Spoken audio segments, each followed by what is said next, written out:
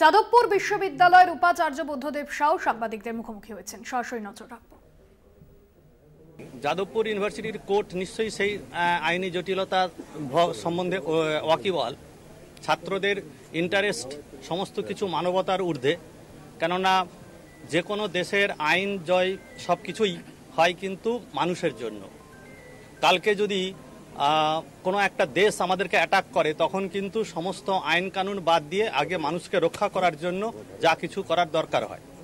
তো যাই হোক, তো আমি তো দুটো চিঠি ফেলেছি। ফেলার পরেই আমাদের ইউনিভার্সিটির সর্বোচ্চ যে বডি তারা ডিসাইড করেছে আমাকে ভাইস চ্যান্সেলর হিসাবে এই কনভোকেশন কমপ্লিট করতে, মানে ভাইস চ্যান্সেলর হিসেবে রিকগনাইজ করেছে এবং রিকোয়েস্ট করেছে।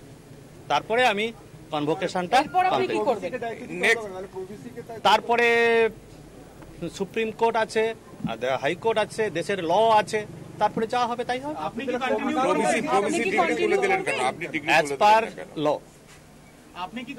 অ্যাজ পার ল। আপনি কি ওই গভর্নরের চিঠি অ্যাকসেপ্ট করেছেন? না, অ্যাকসেপ্ট করিনি। কেন অ্যাকসেপ্ট করব কি করে? আমাকে একটা অর্ডার বেরিয়েছে, অ্যাকসেপ্ট করা না করার কি আছে? আমি বললাম আজকে সমাবর্তন নয় হলো সমাবর্তন